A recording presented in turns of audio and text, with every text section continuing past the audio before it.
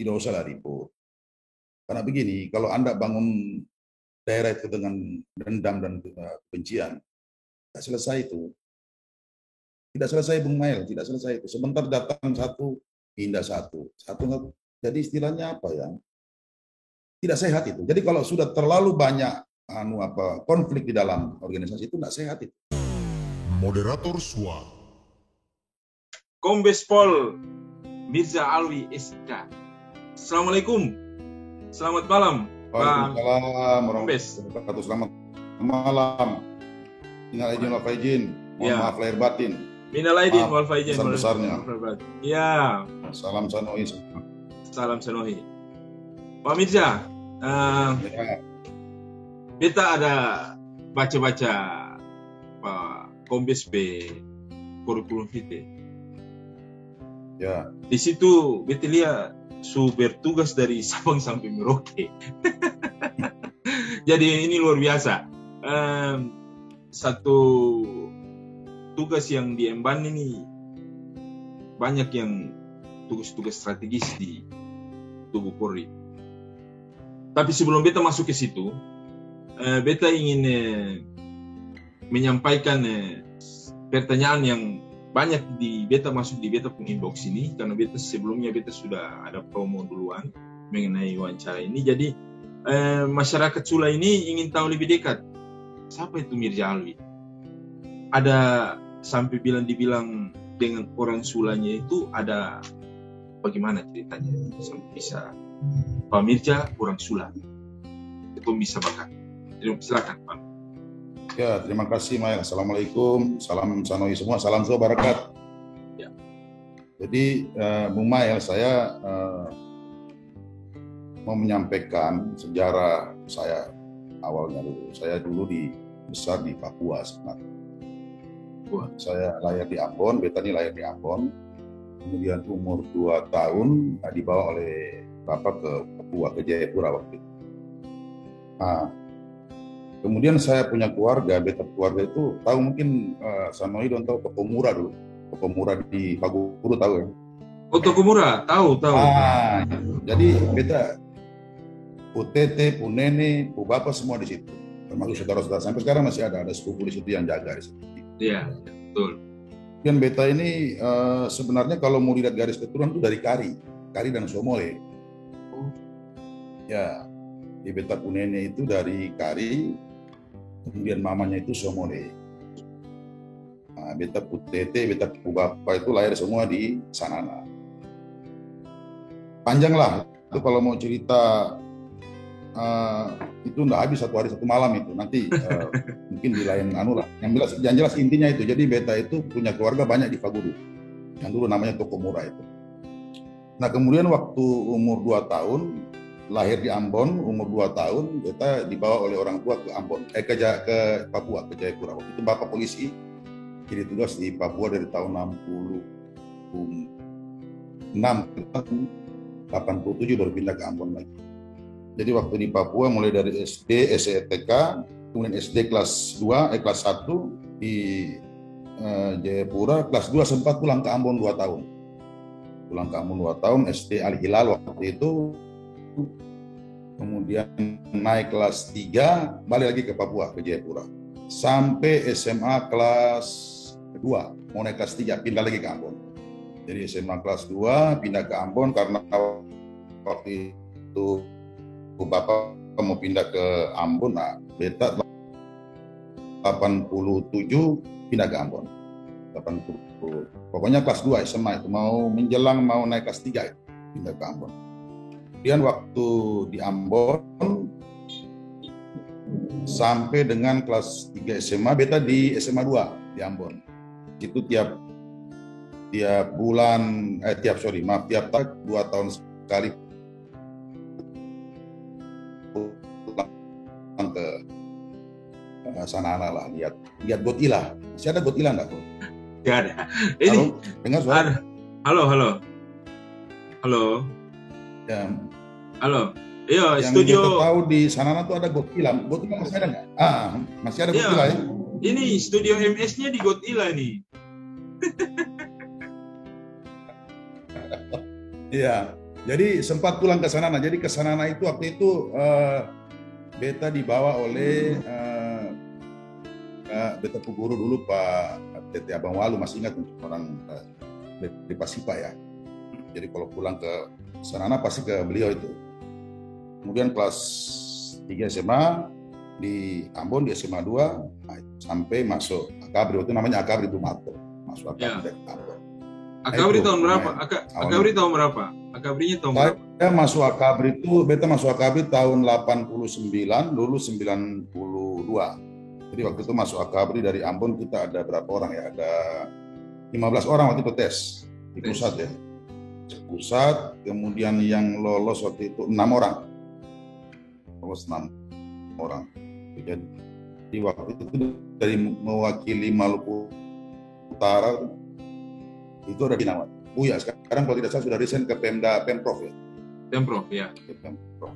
Termalut ya itu. Iya. Ya itu. Itu awalnya lumayan. Iya. Ya. Itu cerita singkat seorang Mirza Auli sampai masuk Akabri tahun 87 ya. Dengar 89 sampai 92. Halo. Oh 89 sampai 92 ya, 90 tahun. Ya. Yang sering muncul di televisi angkatannya sama siapa? Biasa di Mabespori itu di apa tim? Ya seorang Pak Mirza angkatan sama siapa? Sama Pak siapa ya? Saya 92. Kalau 92 itu Kapolda Jatim ya, Jawa Timur ya. Kapolda Jatim ya? Jatim, kemudian di Mabespori yang sering muncul di televisi ada ya teman-teman. Kalau muncul dulu sama-sama saya PTIK dulu Pak Argo Kadifumas. Oh Argo Yono. Nah itu sama-sama dulu itu kan sama PTIK. Tapi senior, beliau di atas saya setahun. Di atas saya setahun. Ya, baik. Oke, ini tuh cerita singkat mengenai sejarah Pak Mirza sampai masuk ke Akabri. Kita tahu masuk di ini. Kemarin ini masyarakat Sula disuguhkan atau kalau dibilang ada hal baru, ada hal yang Pak Mirza lakukan di Sula. Waktu itu di beberapa setahun yang lalu ya. Waktu pencalonan itu mau dicalonkan menjadi Bupati Kepulauan Sula. Pemirsa sudah datang, sudah ada sambutan, sudah ada masyarakat yang sudah mulai bertanya-tanya, tapi kemudian hilang. Itu bagaimana ceritanya sampai bisa begitu, Pak Mirza? Jadi ya itulah Bu Maya, semua kan jalan Tuhan ya, jalan Allah ya. Dan ini kan manusia hanya bermimpi, punya cita-cita, ya berusaha, tapi yang menentukan juga Allah. Jadi sebenarnya bukan menghilang sebenarnya. Saya sudah sampaikan bahwa pada saat itu memang posisi saya itu waktu itu kan masih dinas aktif waktu itu, masih dinas aktif dan masih terikat dengan kedinasan. Jadi semua yang berkaitan dengan dinas masih menjadi tanggung jawab saya. Jadi pada saat saya itu mengajukan pengunduran diri, tiba-tiba saya pindah mutasi ke Palembang sini, mutasi dengan mutasi dalam rangka melanjutkan sekolah. Jadi mutasi dan melanjutkan sekolah. Nah, mau tidak mau kami di TNI Polri ini kan kalau sekolah itu kan wajib ya, tidak boleh tidak harus sekolah ya. Nah, makanya kami ya itulah jalan Allah ya, kita nggak tahu ya. Ya seperti itu. Jadi bukan saya menghilang, bukan kita menghilang, tidak, tapi ya yang terjadi ya seperti itu. Ada sesuatu yang mesti harus saya laksanakan, tidak boleh tidak. Itu Bu Mail. Ini juga harus Pak Somaidan tahu semua. Tapi ya, kalau diberi kesempatan lagi mau coba lagi, masih ada niat itu? Nah, kalau saya beta sih semua apa kata Allah lah. Ya, kita saja ya gimana ya? Yang saya bilang tadi, kita ini kan hanya ya punya niat. Tapi kalau misalnya semua yang menentukan kan dari atas, dari Allah. Yang jelas kalau sampai saat ini belum terpikir lah. Masih jauh Pak, masih jauh. Belum terpikir. Ini ketum berandai-andai. Kalau ada diberi kepercayaan, ada jalan, masyarakat Sula juga ada yang mendukung, bagaimana sikap pemerintah? Yang jelas beta itu realistis saja. Kalau misalnya Allah memberikan jalan itu ya bismillah, tapi kalau tidak ya kembali saya tetap berada di Polri. Yang jelas beta sudah sampaikan ke yang lain bahwa silakan saya, tapi tetap apa kata Allah. Yang jelas saya tetap sampai saat ini masih dinas aktif Polri. Untuk berpikir ke yang lain masih jauh. Saya tidak akan berpikir sampai sejauh itu, masih jauh lah. Belanda masih jauh. Tapi kalau kau tarik dekat ke sini bisa kita? Coba Pak Mirja. Biasa kan ganti. Masyarakat ini kan kalau dorang sudah senang, biasanya dia suka bertanya-tanya. Itu yang Pak Mirja harus ambil sikap dari sekarang. Yang jelas beta ini kan bukan orang politik, beta ini aparatur negara. Kemudian yang senang atau yang tidak itu kan relatif lah, ya biasa-biasa saja lah. Cuman kalau misalnya saya disuruh beta harus mengambil sikap, saat ini belum. Dan jelas 2024 ke depan masih belum ada terpikir sedikit, belum ada. Tapi kalau misalnya ada yang lain, nah beta bukan orang politik, beta juga sadar diri lah akan. Tapi kalau sampai saat ini beta enggak. Ya, masyarakat ini kan banyak, mungkin yang inginkan cuma sebagian kecil. Kita enggak tahu. Beta sih tahu kan, yang lain seperti apa. Itu Bu Mail. Tapi niatnya ada kan? Niatnya untuk kembali mengabdi untuk Sula. Kalau niat, yang jelas begini, beta tuh selalu niat baik sajalah, positive thinking sajalah. Jadi kalau misalnya sesuatu itu baik untuk beta dan orang lain, bermanfaat untuk orang lain, bismillah. Tapi kalau misalnya itu membawa mudarat untuk beta, untuk apa? Kalau membawa ya mungkin yang lain juga menjadi mudarat untuk yang lain, untuk apa? Kita masih tetap aktif di Polri, kemudian belum ada terpikir ke sana. Kalau misalnya ada yang menginginkan atau mungkin ya itu mungkin menurut kita ya sah-sah saja lah. Ya, itu kan hanya mungkin karena beta juga banyak keluarga di sana, mungkin seperti itu. Yang lain saya rasa beta rasa lebih mumpuni lah. Mereka orang politik. Beta ini kan bukan Mael. Beta ini kan paling banyak berkecimpung di bidang hukum. Ya, Bu Mael. Sudah ada komunikasi dari parpol atau dari orang tua di Sula? Enggak. Belum ada. Saya ada itu.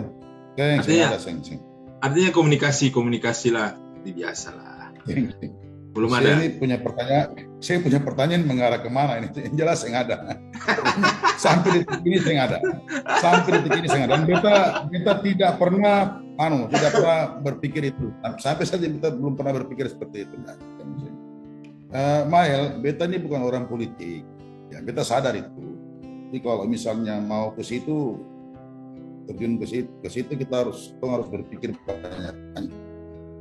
Berpikirlah banyak risiko lah. Banyak risiko yang harus berpikir banyak. Jadi insya Allah lah kita lihat ke depan lah apa kata Allah. Yang jelas sampai sekarang tidak ada terpikir seperti itu. Masih mengabdikan di Korea. Masalahnya masyarakat Sula masih terngiang-ngiang dengan sikap Pak Mirja kemarin itu yang sudah hadir di tengah-tengah orang kan kemarin. Nah, itu yang menjadi masih terbawa sampai hari ini Pak Mirja.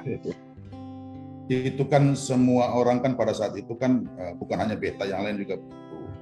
Ya silakan saja. Tapi pada saat finalnya nanti kan belum tentu.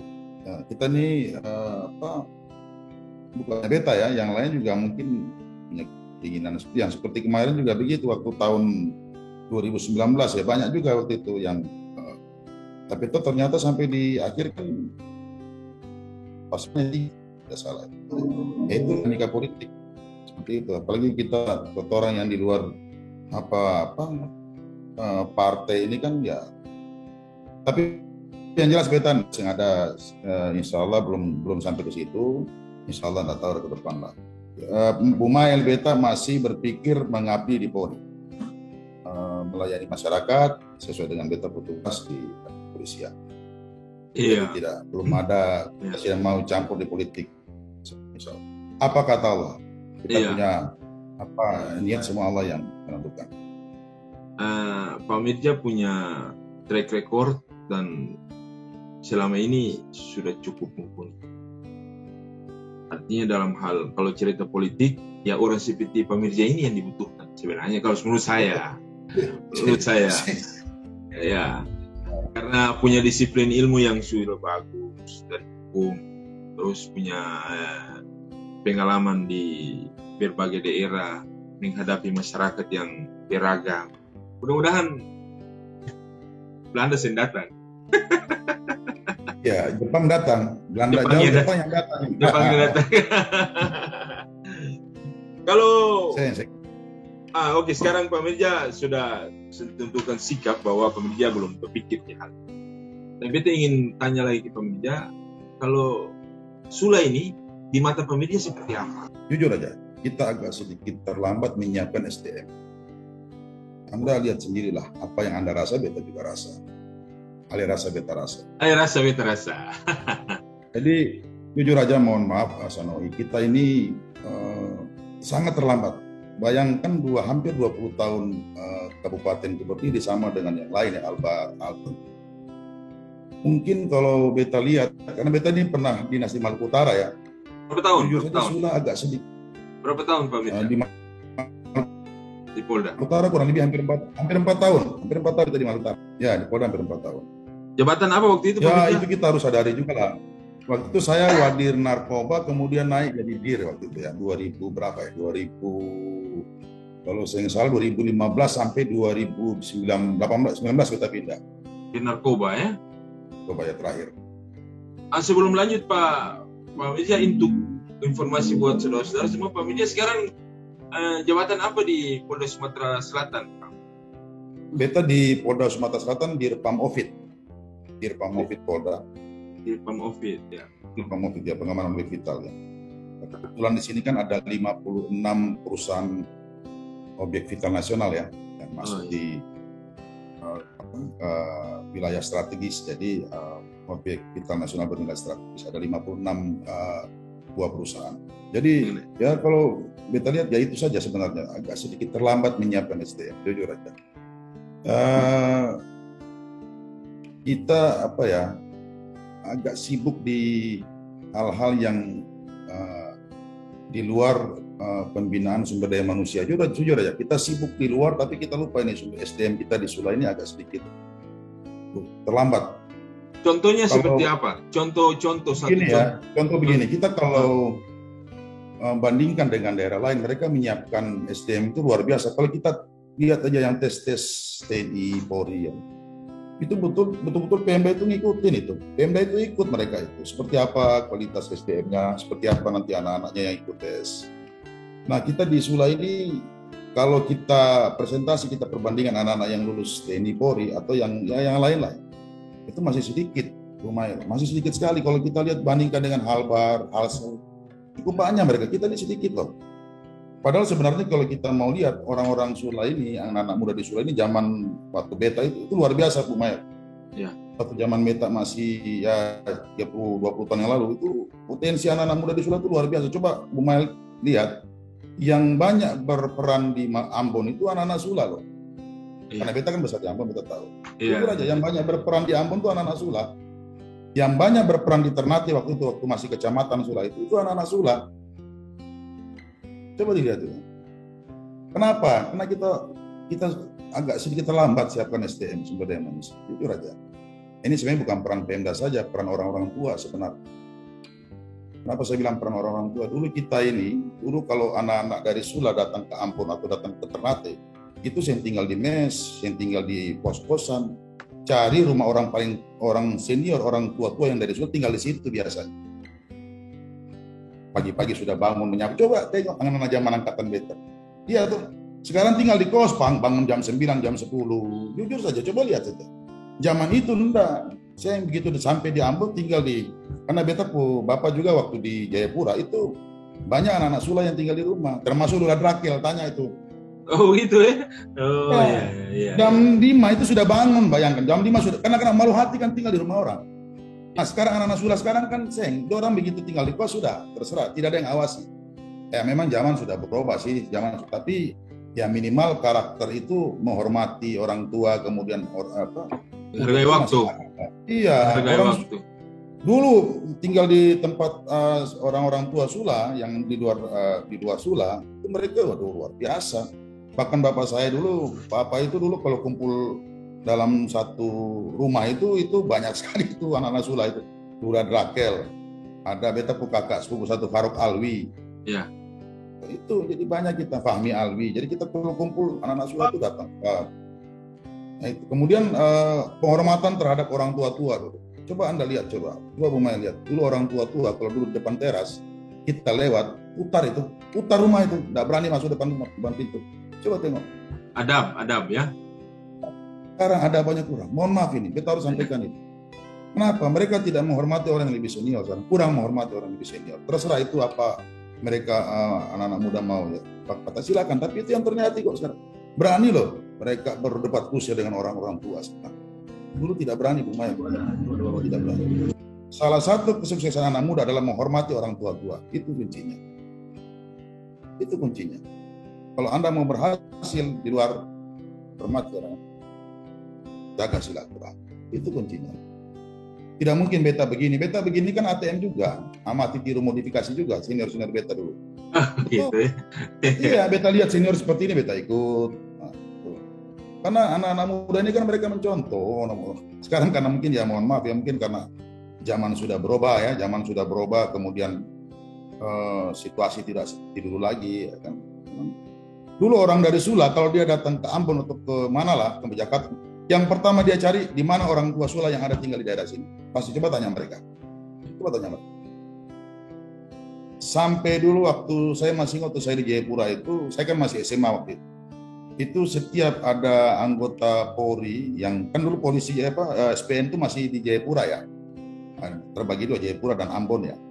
Itu kalau ada anak-anak Sula yang sekolah di SPN di Jayapura, itu tinggalnya di rumah, termasuk Alwan Aufat, Ilham Sahlan. Coba tanya mereka itu. Nah saya banyak dibentuk mereka sebenarnya itu. Mereka itu banyak bentuk saya itu. Ini pakai baju polisi.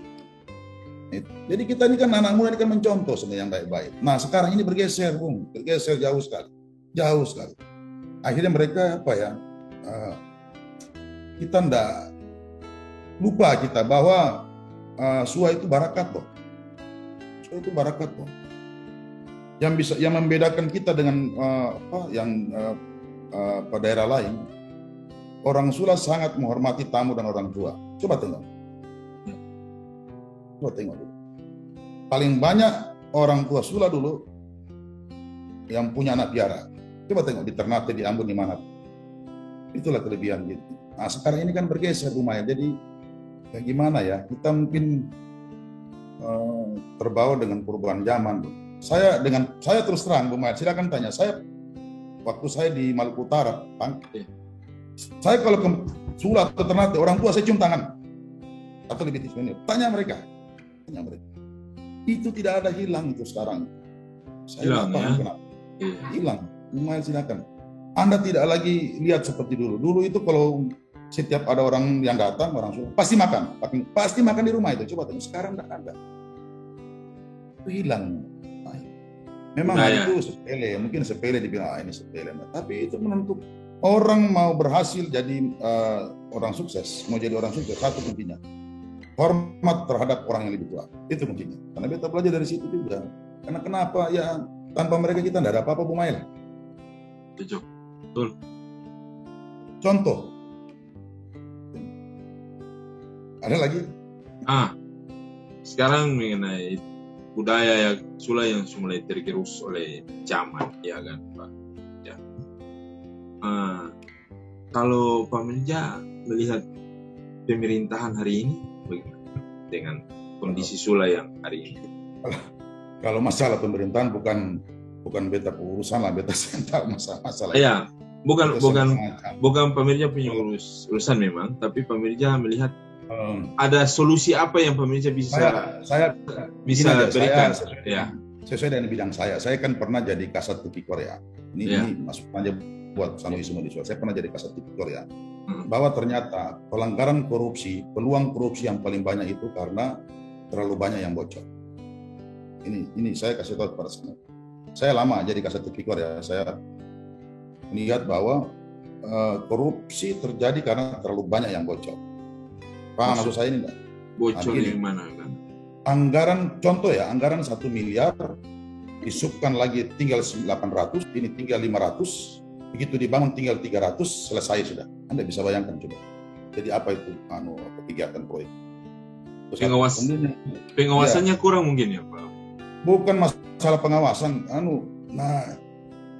apa ya? Karakter atau gimana? Apa mungkin saya kurang tahu ya, terlalu begini. Apa yang sudah direncanakan awal terkadang itu putus tengah jalan. Jadi kita kurang di antara perencanaan kegiatan itu dengan eksekusi implementasi tidak sejalan. Sekarang ini kan tidak ada lagi yang loss total loss, yang tidak ada yang fiktif ya. Rata-rata kan markup. Markup itu kan biasanya dimulai dari pelanggaran administrasi. Kalau pelanggaran administrasi minimal ada pintu masuk untuk peluang terjadinya korupsi. Itu minimal. Nah, kenapa terjadi korupsi? Karena terlalu banyak yang bocor.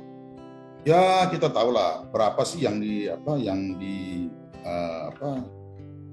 istilahnya dianggarkan, dan berapa sih yang keuntungan. Karena di keuntungan yang ada di nilai kegiatan itu kan sudah masuk di situ 15% sebenarnya setiap kegiatan, setiap proyek. Nah, ini yang ini dari saya, pengalaman saya jadi selama di Tipikor ya. Jadi kenapa terjadi korupsi? Terlalu banyak yang bocor. Terlalu banyak. Kenapa? Semua punya peran. Mulai dari panitia, mulai PPA, KPA, semua punya peran. Aja semua pun dipotong. Jujur aja terjadi seperti itu kan. Makanya yang dibilang korupsi berjemaah ya seperti itu. Mulai dari atas sampai ke bawah, panitia sampai pelaksana sampai semuanya punya peran. Jadi kalau misalnya orang bilang kenapa sih banyak korupsi? Terlalu banyak yang bocor. Terlalu banyak yang bocor. Anda bisa bayangkan Pak Bung Mail, kalau misalnya kegiatan proyek itu cuma 1 miliar. Anda tahu dibuang ke sini sudah 200. Dibuang ke sini sudah 200. Yang dikerja sampai ke bawah, yang dikerja cuma 300. Itu model bangunan seperti apa coba? Itu yang terjadi sebenarnya. Iya. Oh iya kan? Nah, kita ini kadang-kadang semua ini kan keberanian aja mengungkap lah sebenarnya. Ada toleransi sebenarnya kalau misalnya kalau misalnya bocor juga tidak terlalu banyak administrasi, biasanya itu ya sudah pengembalian atau apa. Tapi kalau bocornya sudah sampai terlalu banyak, semua orang berperan di situ. Coba tengok, rata-rata korupsi tidak pernah 1 orang Pak, minimal 2 atau 3 orang. Coba tengok. Kasus korupsi tidak pernah ada sendiri, minimal 3 orang. Coba tengok. Sendiri sulit. Bukan, karena yang saya bilang tadi bocornya di mana-mana bocor. Ya itulah yang bocor, itulah yang. Tapi ya itu saja kalau saya kalau saya berikan masukan ke Sanoi yang ada di sana ya seperti. Kemudian jangan terlalu sering menggeser kegiatan. Nah, revisi lah istilahnya revisi DPA atau karena rumit itu. Kalau kita, saya tidak tahu ya, kalau terlalu banyak geser kegiatan itu rumit itu. Rumit. Kenapa saya bilang rumit? Kan sudah diketuk palu oleh Pemda, sudah oleh DPR. Kan revisi, kan pasti ke KPPN, kemana-mana itu ke Menteri Keuangan. Kan kalau revisi anggaran kan seperti itu. Itu rumit. Dan itu peluang sebenarnya itu. Makanya kan dibilang Menteri Keuangan, kalau sudah jangan terlalu banyak revisi anggaran, karena itu menunjukkan bahwa Anda tidak punya rencana yang baik. Ya, kalau Anda terlalu banyak revisi anggaran, berarti perencanaanmu seperti apa? Revisi hati-hati, salah revisi peluang korupsi. Padahal sebenarnya boleh sih, tapi ya jangan terlalu banyak juga. Berarti kan kita nggak punya planning yang baik. Oke, Bung apalagi? Terus Mail. Dari segala macam problem yang ada yang Pak Mirzal lihat di Sula ini, kira-kira kalau Pak Mirzal diberi, ini saya kembali lagi nih. Ini kita berandai-andai saja Pak. Jangan ke situ lagi. Oke lah. Kalau begitu begini. kalau Pak Mirjal diberi kesempatan, kira-kira Pak Mirjal apa yang pertama Pak Mirjal lakukan untuk Sula, untuk merubah mindset, kesempatan untuk diberi kesempatan ya. Ya kesempatan apa lah? Beta cuman beta ini begini. Beta cuma pingin Sula itu damai lah.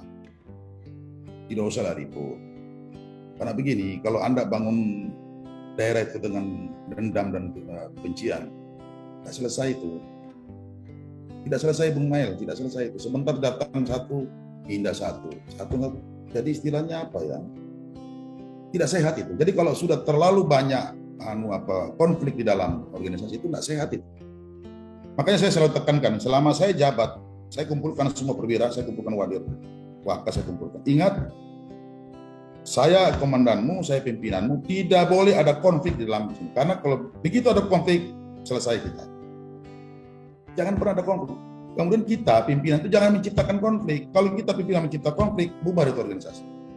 Makanya selama setiap saya datang menjabat, saya selalu bilang, saya tidak inginkan ada konflik. Kalau ada konflik, dua-duanya sih pindahkan. Itu. Begini Bung, ini kan kita konflik ini kan cuma dua sebenarnya. Satu masalah jabatan, dua masalah duit, rezeki, kesempatan. Iya enggak, Bu Maya? Ya. Akhirnya setiap saya kasih tahu ke anggota, ke bawahan saya, tolong selama saya memimpin Anda, saya tidak mau dengar ada konflik. Kalau ada konflik, silakan ke saya. Sampaikan ke saya dan apa masalah. Nah kita ini kan apa ya, saya bilang, mimpin itu kan menentukan arah, visioner kan? Ya. Mimpin itu kan menentukan arah kebijakan kita yang tentukan. Kalau kita menimbulkan konflik, ya bubar tuh visi kita itu, visi kita. Iya kan, begitu aja. Kemudian begini, pimpinan itu dia penentu kebijakan. Jadi kita mimpin itu jangan ciptakan konflik. Saya tidak pernah mau kalau saya pimpin ada konflik di saya. Satuan saya tidak mau. Kalau ada konflik, bakal bubar organisasi. Yang berikut begini, jangan jadi komandan kura-kura di atas batu. Jangan jadi pemimpin kura-kura di atas batu. Tahu enggak kura-kura di atas batu? Lebih baik jadi macan di atas pohon daripada kura-kura di atas batu. Maksudnya gimana? Maksudnya gimana? Jadi gini, kalau kura-kura itu kan nggak bisa naik di batu, Bu Maya. Oh iya. Masih naik di batu. Ya, Turunnya pun begitu, nggak mungkin dia turun sendiri, pasti ada yang kasih turun. Kalau macan siapa yang mau kasihnya di atas pohon? Nggak berani orang. Jadi macan di atas pohon daripada kura-kura di atas batu. Saya bilang filosofi pemimpin itu begitu. Oke, baik. Jelas. Oke. Tadi Pak Mirjal sudah banyak memberi masukan kita di Sula. Ada hal apa yang menurut Pak Mirjal menjadi potensi ketong di Sula yang bisa dikembangkan menjadi ketong punya satu kebanggaan buat player? Apa yang Pak Mirjal lihat? Sebenarnya Katong itu dulu terus jujur di Maluku lah ya. Itu kehidupan masyarakat itu persatuannya luar biasa. Saya tidak tahu apa masih soa itu imam itu masih ada enggak seperti itu.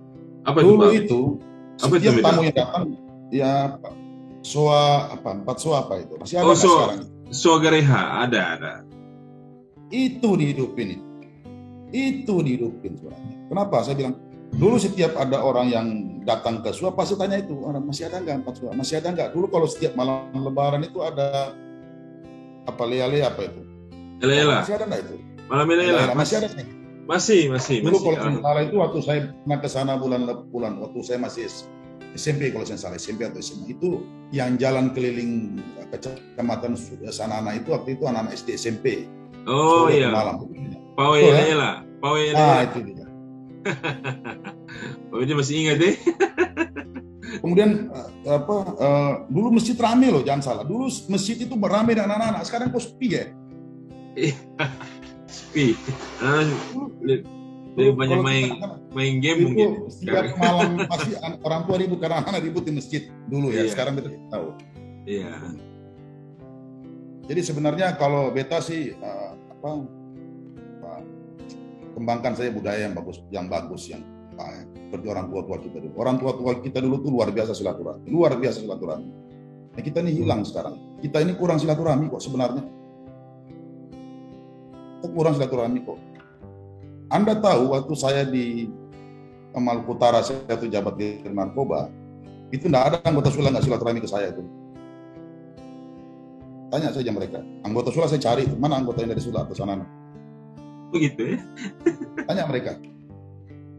Karena saya bilang, saya harus tahu, Anda harus tahu saya, kita sama-sama orang Sula. Dikumpul Jangan semua, Nggak ada mau orang Sula. Kakek tete saya, bapak lahir di Sula. Orang Sula selesai. Ada filosofi nasi goreng, tahu filosofi nasi goreng? Bagaimana?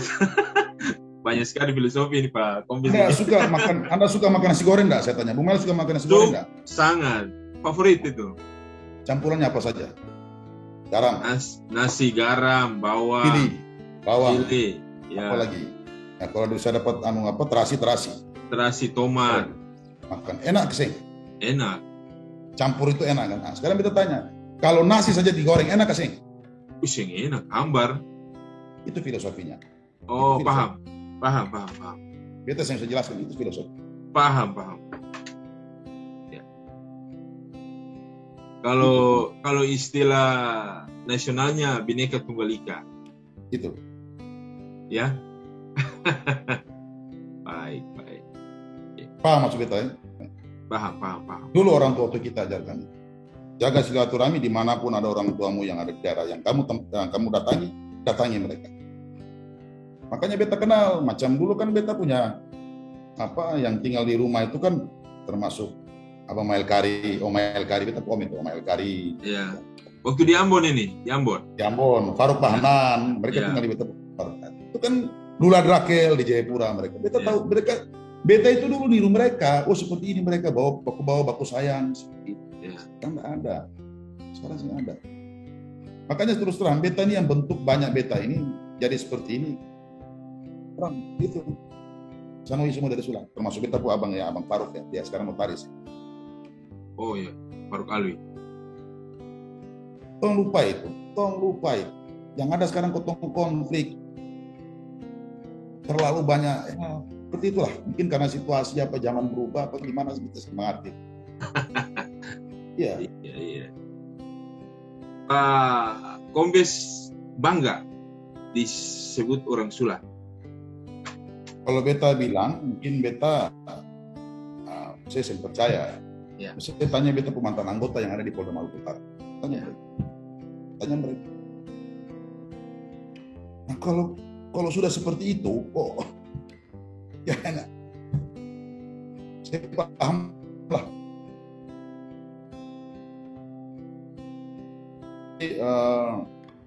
Bukan hanya di Maluku Utara, Bung Mael, termasuk beta kalau termasuk dinas di sini di Sumatera Selatan. Orang tanya dari mana? Maluku Utara di sana di Sula. Tanya. Spesifik langsung Sula ya. Ada anggota yang orang Sula di situ Pak Kombes? Ada keluarga? Yang ada. Kalau di Sumsel ada satu kemarin ada datang ke sini. Beta terus terang Bung, setiap di mana ada orang Sula beta panggil ke kantor. Kebetulan kemarin tuh ada satu yang sekolah S2 salah ya. Dia telepon beta, bapak beta. Saya sekarang juga menghadap beta. Iya. Kotoran mesti lihat karena yang ajar kotoran seperti itu kotoran orang tua dulu. Iya. Jadi kita sudah saya kesini sudah.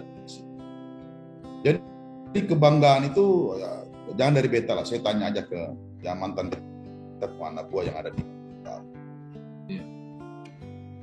Oh ketemu dia. Jadi Bung beta ini dinas itu dari wilayah timur sudah, wilayah tengah sudah, wilayah barat.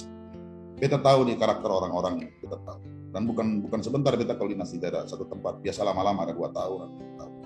Di wilayah timur di Papua pernah 4 tahun, dan wilayah tengah di Makassar, di Pandang dulu pernah kurang lebih 6 tahun. Dan di wilayah barat di Bangka Belitung, kemudian waktu itu di Jawa itu job training bisa, pernah di Jawa Timur. Jadi kita tahu karakter orang. Kita tahu ternyata yang hanya baku cari di tempat rantau itu hanya orang Sula. Jadi ketemu orang Sula sebenarnya, ketemu baku saya. Kalau ketemu di luar orang pun negeri itu sangat baku saya. Mungkin ketemu di sini orang Sula ini betul. Orang Sula ini saya senang lihat orang Sula. Kenapa? Orang baku saya tapi baku melawang. Baku melawang, iya, karakternya begitu. Jadi orang punya baku saya itu baku melawang, itu yang beta suka. Iya, baku melawang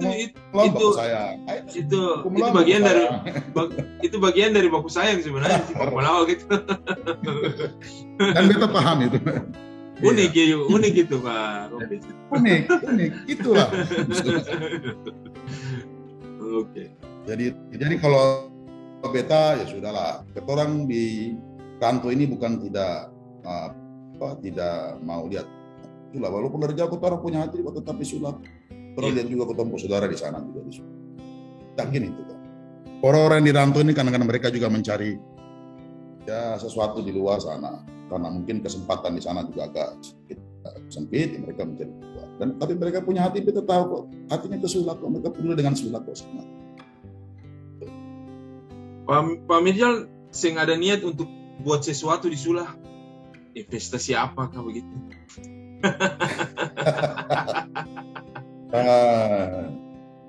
Jadi sebenarnya ya kita masih di polisi dulu. Tapi kalau di Sula ya masih banyak keluarga di sana.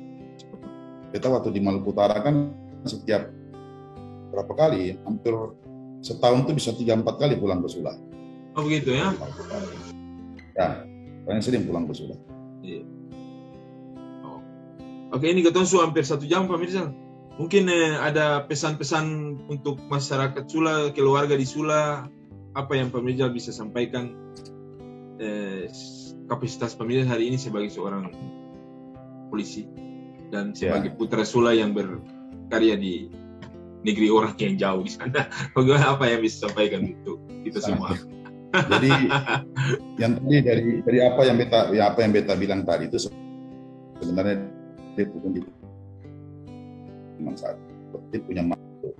Kemudian yang berikut beta pesan ke Sanoi, orang semua di sana. Tolong orang kembali ke ketemu orang tua dulu. Orang saling baku jaga silaturahmi. Orang saling baku jaga hati. Tolong kembali ke sini. Jadi jalin saja silaturahmi apa yang dicontohkan oleh orang tua. Kemudian jangan bangun Sula itu dengan kebencian, jangan bangun Sula dengan dendam. Jadi contoh buat kita punya penerus generasi. Intinya tebarkan saja kebaikan, insya Allah tahun 1445 Hijriah Aisyah Barakat. Amin. Amin. Oh ya, siap. Menikah di alam ini. Maksudnya ketemu lagi di hari Idul Fitri 1445 Hijriah gitu maksudnya. Ya, amin. Semoga sehat dan umur panjang selalu.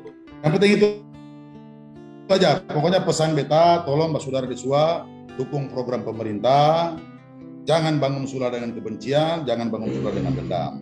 Tebarkan saja kebaikan, jangan lupa jalin silaturahmi. Insya Allah tahun 1445 Hijriah Aisyah Barakat.